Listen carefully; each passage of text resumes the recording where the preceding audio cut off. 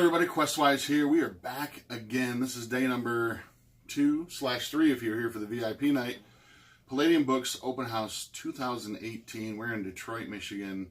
We are gaming. I mean, we are hardcore gaming. I walked in this morning and the place is packed. It is full of people. The tables are hopping. People are laughing. People are having a great time. Everything's going on. If you can get here today, please do so. You don't want to miss this. This is my first year, but it's been phenomenal. And I know I've talked before in the videos about how I felt that this was it felt like a family reunion, and this guy right here is the guy who coined that phrase, and it's definitely well worth it. This is Mike Leonard. Mike, introduce yourself. How have you been? How did you get involved with Palladium Books? Well, you know, I've got Asperger's syndrome.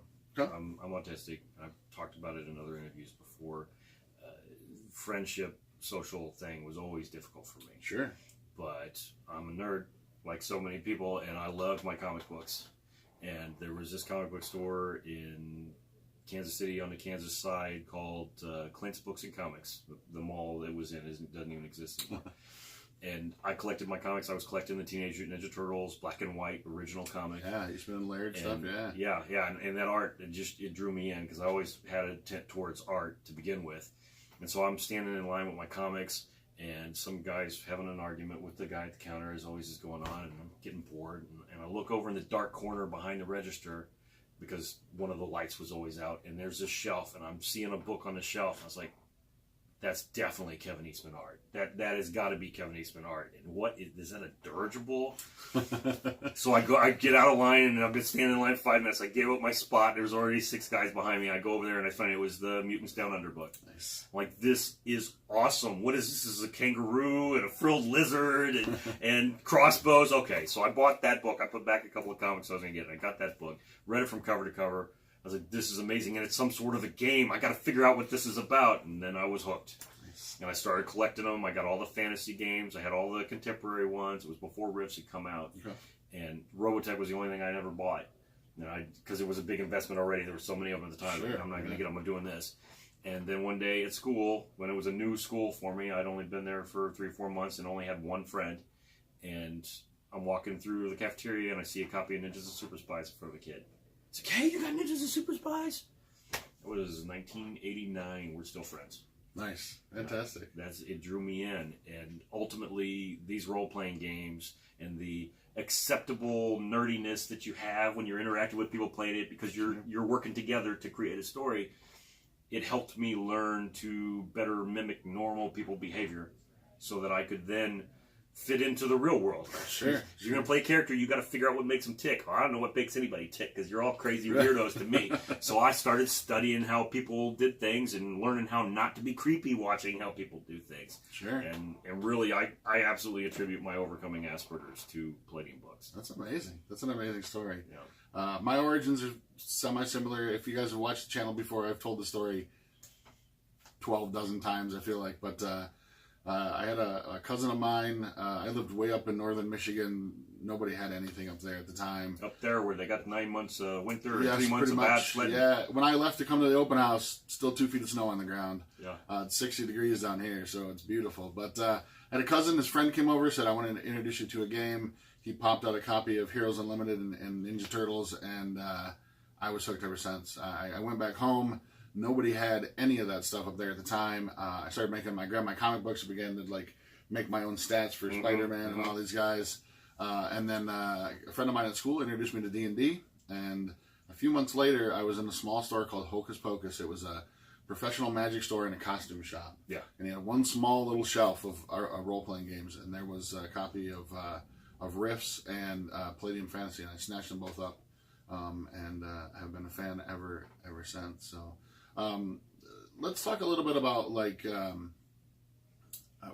you've written some stuff for Palladium, correct? I've written one short story. Okay. And I've done several covers for the Rifters, and I designed the official character sheets for Palladium Fantasy 2E and Rifts and the Game Master screens, and I make all the paper minis. Okay.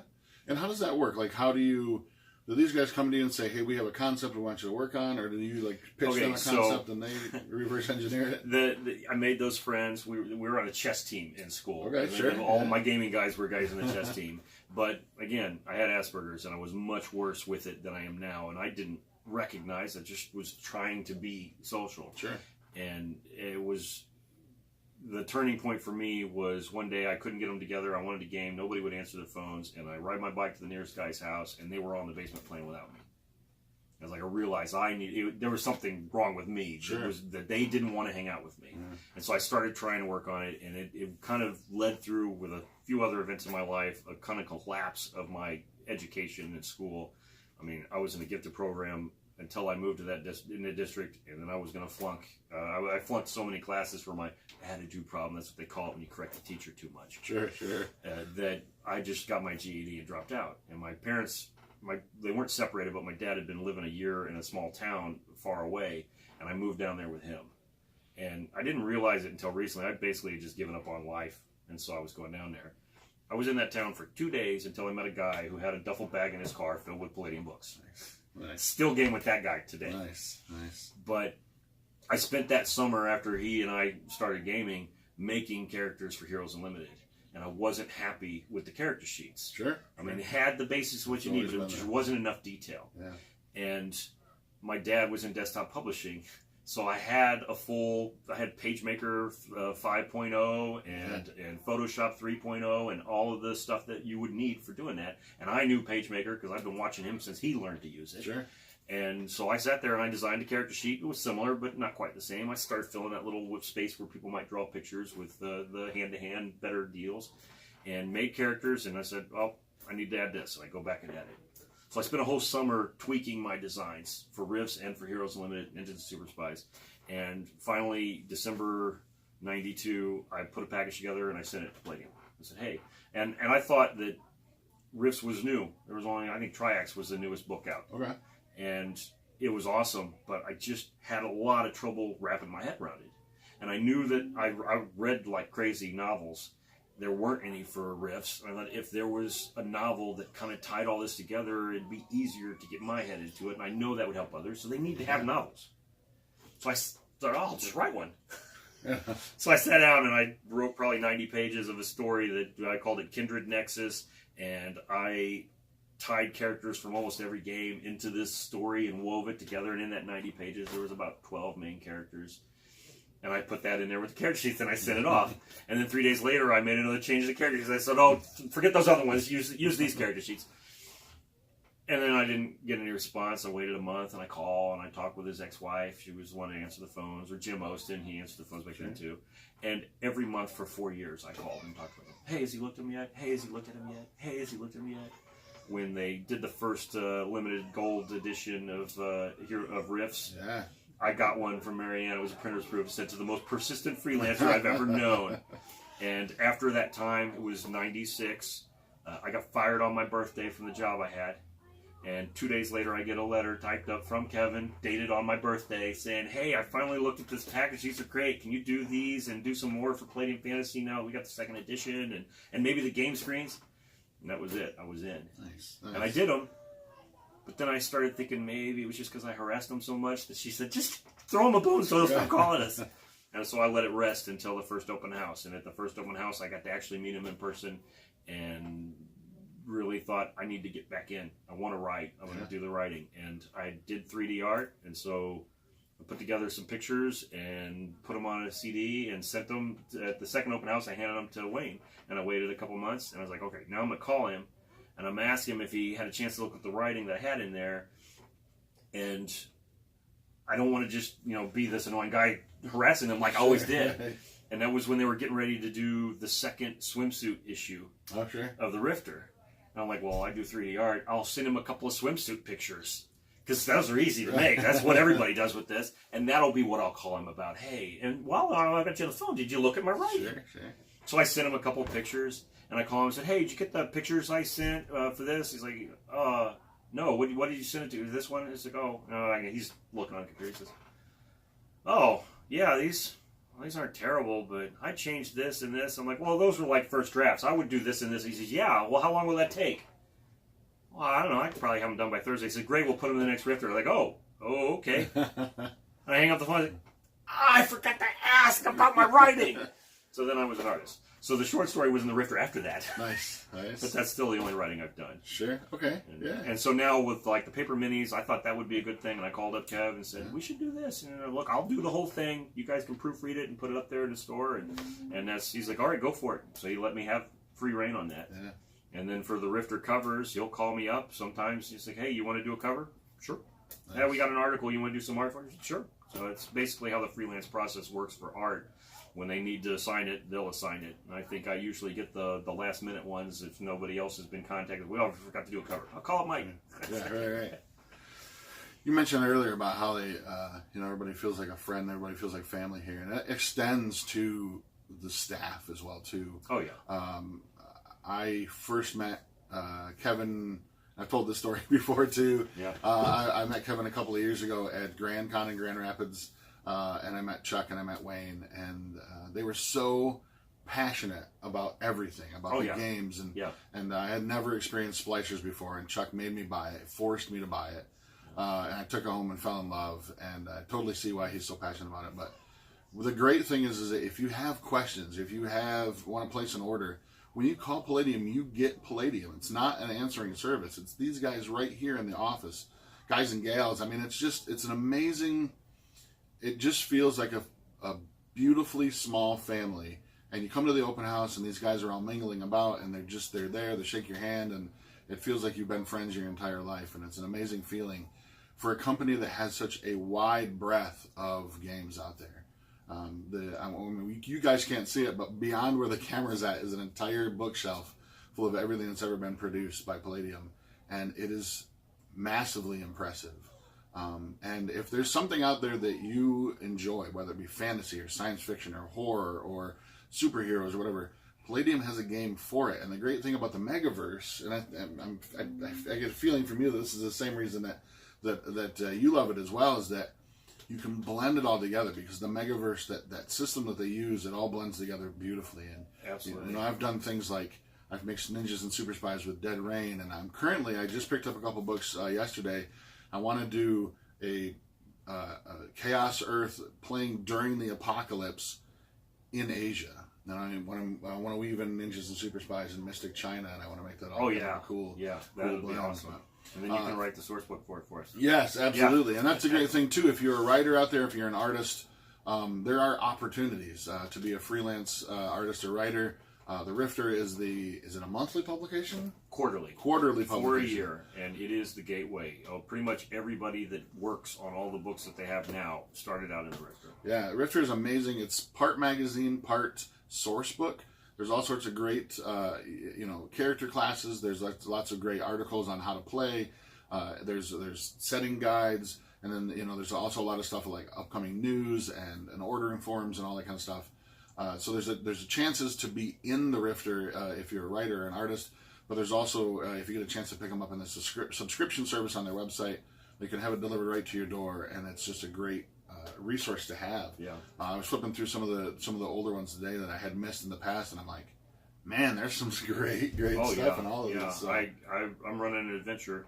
Kevin gave me permission to update the Tombs of Graffiti for 2nd edition Police Fantasy, which was Adventure in the 1st edition revised. Yeah. It was like second, it was the blue dragon cover. And it was written by Eric Wojcik, who wrote the Teenage Mutant Ninja Turtles. Sure. He's the one who wrote that first book that got me into it. Yeah. So I've always had this strong feeling that I need to thank him somehow. Sure. I only met him once at an open house the year before he died, and it was like, that so many people get that fan worship. But I was like, I definitely need to do this just as an homage to him. And so Kevin gave me permission to do it, and I haven't done it. Sure, yeah. Because so many things happen. It's difficult. And that's why books don't come out. Nobody who does this just does this. Yeah. We've all got other things going on. I got 3 teenage kids. I got my mother-in-law living in the house. I'm now a boss in my job, which takes even more time at it. But I want to get it done.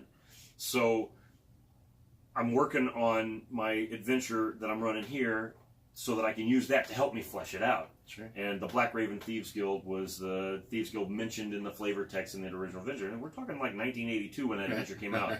Everything was a dungeon crawl, and nobody asked questions. It's like, okay, let's go in the dungeon and kill things. Now it's like, what's my motivation? Why does that thing live there? How is it eating? You got to have more detail. And so I want to make that detail. So I'm making the Black Raven Thieves Guild. I'm like, guilds. What do I do? As Rift number 5 has an article on building Assassin's Guilds and guilds in general. And I'm going to go through there. I was like, yes, I got to remember to cover those points. The Rifter is a perfect source for almost anything you can imagine. Yeah. There's somewhere in there you can find it. I'm glad you brought that up, too, because that was one of my favorite things.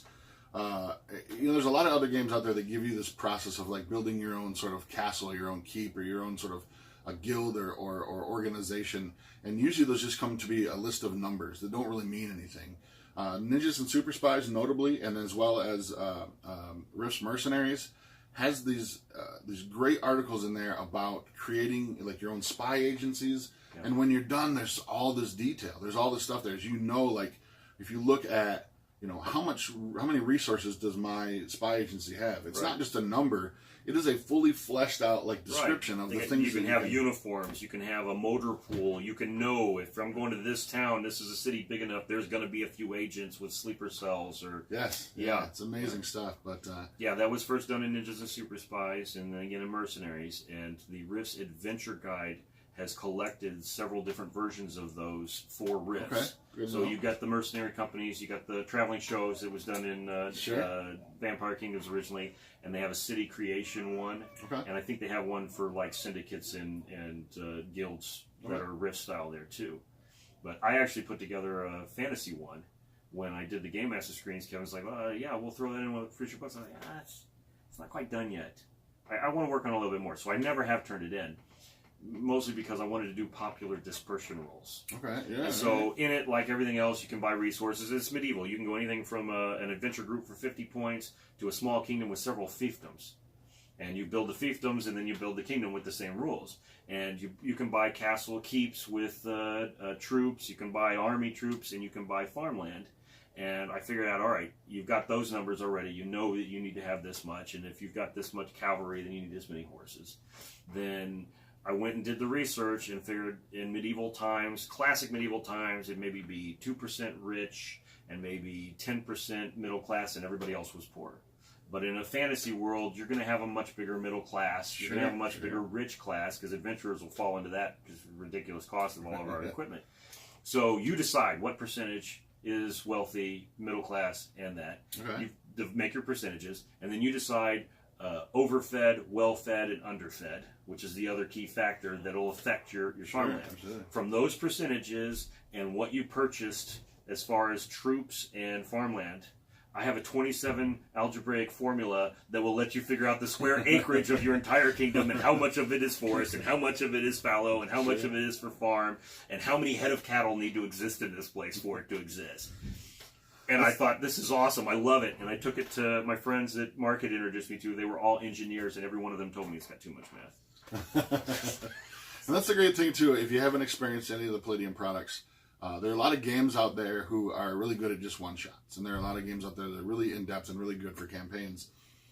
The Palladium products do that all very well. I ran a one-shot yesterday. There are tons of one-shots going on today. So it does it very well. But if you want that depth, if you want those things to, you want your characters to sort of influence the world and be a part of that world, there's all that available as well too. So you can choose your level of crunch. Yeah, absolutely, that's a great way to put it. That's one of the things that scares a lot of people about Palladium, is that there is so much crunch, but you don't have to use it all. Sure. I mean, the number one rule of role-playing games, Kevin will tell you, everybody has fun. Yeah. Everybody, GM and players alike. It's not a GM versus players. You can do that if you want, but everybody needs to have fun. And the way to have fun is to all make a story together. So you use what rules work for you, and you can throw the others out, and you can make your own. Absolutely. Mike, thank you so much for being with us today. Absolutely. And it's been a pleasure meeting you and hanging out with you. And I think we met on Facebook prior to this and stuff. And there's a great fan community out there. Join one of the Facebook groups.